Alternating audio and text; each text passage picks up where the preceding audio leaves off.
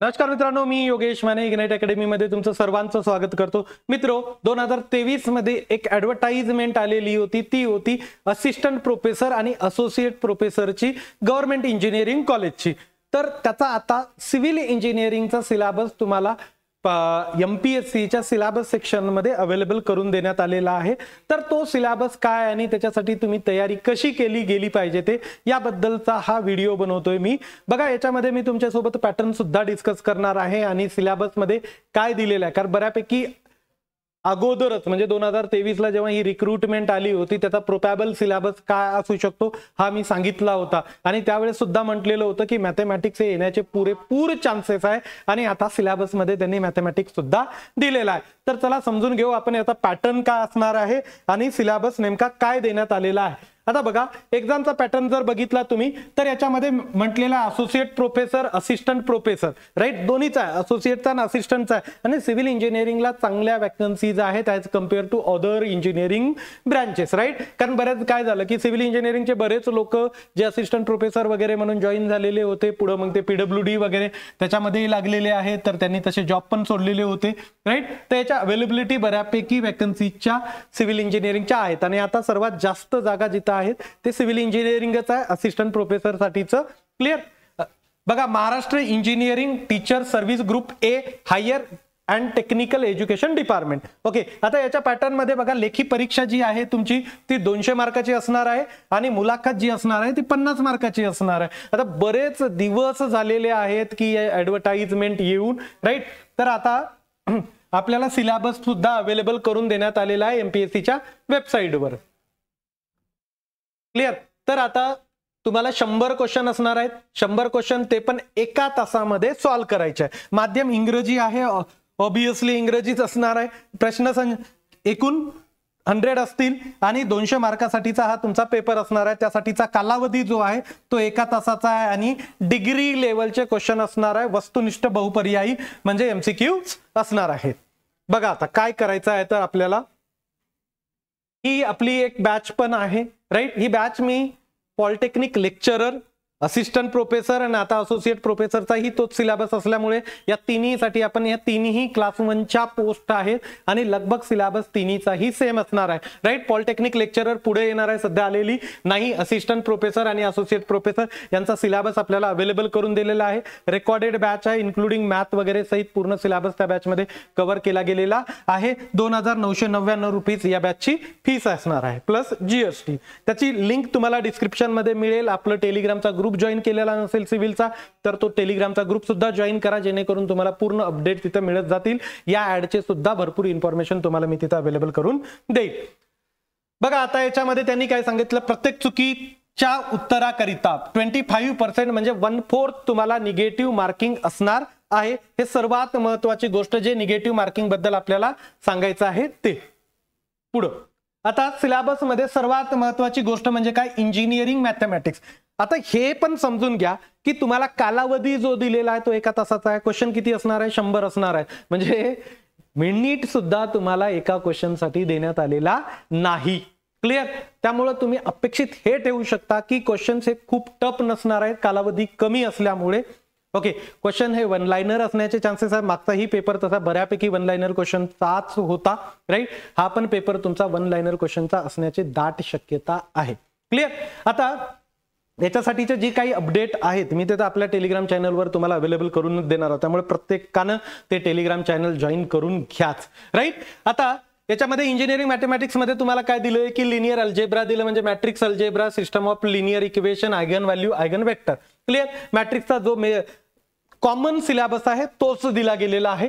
त्यानंतर कॅल्क्युलस मध्ये याच्यामध्ये तुमचं function of single variable, limit, continuity, differential equation, mean value theorem, local maxima minima, right, Taylor series, evaluation of definite आणि indefinite integral, म्हणजे ते तुमचं सिंगल, डबल, ट्रिपल इंटिग्रल पण याच्यामध्ये चाललेलं आहे. त्यानंतर लिमिट, कंटिन्युटी वगैरे ते पण याच्यामध्ये चाललेलं आहे.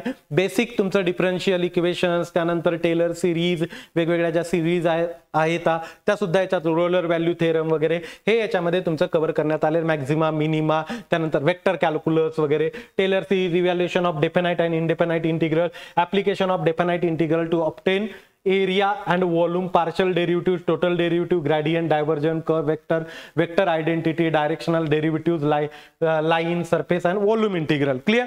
तर म्हणजे हे तुमचं कॅल्क्युलसशी रिलेटेड आहे. नंतर ordinary differential equation, first order differential इक्वेशनच महत्वाचं आहे, त्याच्यावरच मोस्टली क्वेश्चन येतात तुम्हाला. Right. Linear equation with constant coefficient, Euler Cauchy's equation, initial and boundary value theorem. त्यानंतर पार्शियल डिफरन्शियल इक्वेशन तुमच्या याच्यामध्ये Fourier series, separation of variable, solution of one dimensional diffusion equation, first and second order one dimensional wave equation and two dimensional Laplace equation. याच्यामध्ये तुम्हाला सगळ्यात महत्वाचं म्हणजे Laplace करायचा आहे आणि दुसरं फोरियर सिरीज. हे दोनवर याच्यामध्ये सगळ्यात जास्त भर द्यायचा आहे, लॅपलास आणि फोरियर सिरीजवर. क्लिअर. त्यानंतर प्रोबॅबिलिटी आणि statistic, sampling theorem, conditional probability common आहे. राईट. क्वेश्चन बऱ्यापैकी चांगले बनतात, टाइम कन्झ्युमिंग नाही आहे. बाकीकडे तरी मॅथला थोडासा टाइम कन्झ्युम होतो, पण प्रोबॅबिलिटी मध्ये तुम्हाला कमी वेळ लागतो. क्लिअर. त्यानंतर न्यूमेरिकल मेथडमध्ये सगळ्यात जास्त जर याच्यावर येत असेल तर न्यूटन रॅप्सन मेथड. हे न्यूटन रॅप्सन मेथड, बाकीच्या ज्या मेथड्स आहेत ना, आणि त्यानंतर ट्रॅपेझॉइडल रूल आणि सिम्पसन्स रूल. इथे सिम्पसन्स रूल पण दिलेला आहे. ट्रॅपेझॉइडल रूल आणि सिम्पसन्स रूल यांच्यावर क्वेश्चन्स तुम्हाला विचारले जातात. बाकी न्यूमेरिकल मेथड ज्या आहेत ना, दिसायला आपल्याला लेंदी दिसतात हो, पण विषय कसा आहे की ते तुम्ही अदर मेथडनं सॉल्व्ह करू शकता, कारण ऑब्जेक्टिव्ह आहे. इथं काय डिस्क्रिप्टिव्ह लिहायचं नाही की याच मेथडनं तुम्हाला सॉल्व्ह केलं पाहिजे. तर फायनल आन्सर घेऊन यायचं, ते तुम्ही डेरिव्हेटिव्ह वगैरेनं घेऊन येऊ शकता. त्याच्यासाठी तुम्हाला सगळं न्यूमेरिकल मेथडच वापरलं पाहिजे असं गरज नाही. एक तर न्यूटन रॅप्सन्स मेथड आणि हे ट्रॅपेझॉइडल आणि सिम्पसन्स रूल, हे महत्वाचं आहे सर्वात. पुढं आता बघा स्ट्रक्चरल इंजिनिअरिंग मध्ये इंजिनिअरिंग मेकॅनिक्स, जे कॉमन इंजिनिअरिंग मेकॅनिक्स आहेत तेच सिलेबस मध्ये आहे तुमचं. System of forces, free body diagram, equilibrium equation, त्यानंतर internal forces of structure, friction and its application, centre of mass, free vibration of undamped system. Clear. म्हणजे general जे physics आहे, आपलं मेकॅनिक्स आहे, तेच तुमच्या याच्यामध्ये आहे. त्यानंतर सॉलिड मेकॅनिक्स, राईट, म्हणजे तुमचं स्ट्रेंथ ऑफ मटेरियल. क्लिअर. याच्यामध्ये तुमचं हे सिंपल स्ट्रेस अँड स्ट्रेन आहे.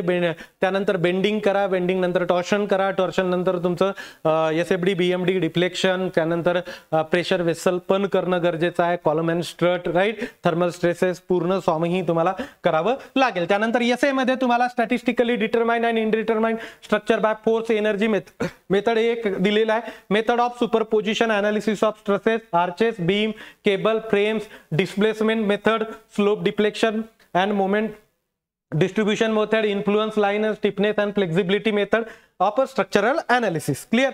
पुढं हे झालं एसएचं सिलेबस. त्यानंतर construction material and management. Construction material मॅनेजमेंटचा पूर्ण सिलेबस जो तुम्हाला दिलेला, CPM पट वगैरे सर्व आहे. स्पेसिफिकली CPM पट वर जास्त फोकस द्या. CPM पटचे तुम्हाला क्वेश्चन्स चांगले मिळतील त्याच्यामध्ये. क्लिअर. आणि खूप सारे याचे एकदम टफ न्यूमेरिकल वगैरे या भानगडीत पडायचा कार्यक्रम नाही आहे, कारण तसे क्वेश्चन आले तर एका तासामध्ये तो विषय सॉर्ट आउट होण्यासारखा पण नाही. क्लिअर. आता प्रत्येक पॉइंट तर रीड करणार नाही, पण मी सब्जेक्ट तुम्हाला कुठले कुठले आहेत ते नक्की सांगेल. त्यानंतर जिओटेक, राईट, त्या सॉलिड सॉइल मेकॅनिक्स आणि फाउंडेशन इंजिनिअरिंग, राईट. पुढं याच्यामध्ये तुम्हाला वॉटर रिसोर्स इंजिनिअरिंग, याच्यात फ्लूइड मेकॅनिक्स आहे तुमचा, हायड्रॉलिक्स आहे, हायड्रॉलॉजी आहे आणि इरिगेशन, हे चारही विषय याच्यामध्ये तुम्हाला मिळतील. त्यानंतर एन्व्हायरमेंटल इंजिनिअरिंग मध्ये water and waste water quality and treatment बद्दलचं आहे. त्यानंतर एअर पोल्युशन आहे आणि म्युनिसिपल सॉलिड वेस्ट. ओके, याच्यावर तुम्हाला मेजर फोकस ठेवायचा. त्यानंतर ट्रान्सपोर्टेशन इंजिनिअरिंग मध्ये ट्रान्सपोर्टेशन इन्फ्रास्ट्रक्चर, त्यानंतर हायवे पेमेंट, त्यानंतर ट्रॅफिक इंजिनिअरिंग. ओके, आणि नंतर जिओमॅटिक्स. क्लिअर. तर हे तुमचा सिलेबस दिलेला आहे. याच्याबद्दलचे बरेचसे अपडेट मी तुम्हाला पुढे देत जाणार आहे. राईट. कशा टाईपचे क्वेश्चन येतात, तुम्हाला कसे त्याच्यासाठीचा अप्रोच ठेवायला पाहिजे, ते टेस्ट सिरीज वगैरे कशी अटेम्प्ट करायची.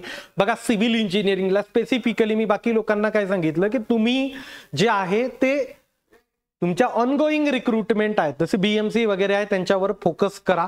का? कारण तिकडे वॅकन्सीज कमी आहे. जसं इलेक्ट्रॉनिक्सला आता एकच वॅकन्सीज उरली, मेकॅनिकलला 8 वॅकन्सीज आहेत. क्लिअर?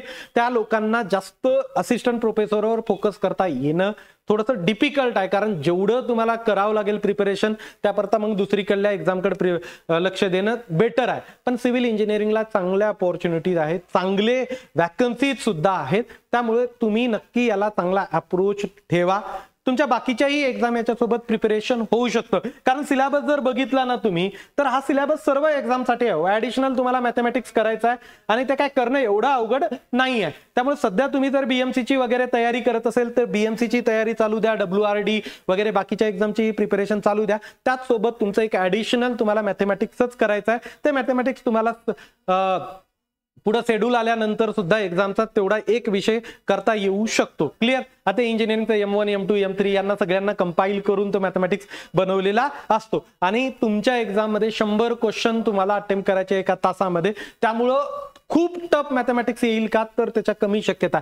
जसं पॉलिटेक्निकच्या लेक्चररला मॅथमॅटिक्स जास्त टफ विचारलं जातं, कारण पॉलिटेक्निकच्या लेक्चररला तुम्हाला 80 क्वेश्चन सॉल्व्ह करायचे असतात आणि भरपूर कालावधी असतो, जवळपास 2.5-3 तासाचा कालावधी त्याच्यासाठी तुम्हाला पॉलिटेक्निक लेक्चररला मिळतो. इथं एका तासामध्ये 100 क्वेश्चन सॉल्व्ह करायचे राहतात. त्यामुळे ती लेवल जी आहे ती थोडीशी खाली येणारच आहे आणि सिलेबस जो आहे तो सर्व कॉम्पिटेटिव्ह एक्झामला असणारा सिलेबस आहे. त्यामुळे तुम्ही तुमचे 100% द्या. क्लास 1 ची पोस्ट आहे, जे असोसिएट वाले आहेत तर ते तर बऱ्यापैकी चांगल्या याला जे अपॉर्च्युनिटी त्यांना मिळणारच आहे, कारण जनरली असोसिएटला बऱ्याच वेळेस इंटरव्ह्यू होतात, पण यावेळेस ऍप्लिकेशनही चांगले असलेल्यामुळे तुमची एक्झाम सुद्धा होणार आहे. क्लिअर? तर मी इथं थांबतो. काहीही मदत लागली तर नक्की मी तुमच्याशी त्या विषयावर डिस्कस करू शकतो. हा जो योगेश माने NITT हा माझा इंस्टाग्रामचा ID आहे. ओके, तुम्हाला काही मदत लागली तर मला इन्स्टाला मेसेज करून ठेवा. मी तुम्हाला वाटल्यास नंबर देतो, आपल्याला डिस्कसही करता येईल. यासाठीचा तुमचा अप्रोच काय असायला हवा, कुठून क्वेश्चन सॉल्व्ह करायला हवे याबद्दलचं मी पूर्ण डिटेलमध्ये आणखीनही व्हिडिओ घेऊन येतो, कारण हे व्हिडिओ घेऊन आता इथं थांबणार नाही, तर या एक्झामला मी पुढे आणखीन नेण्याचा प्रयत्न नक्की करेल. ओके, तर मी इथं थांबतो. Thank you so much guys for listening. Thank you so much.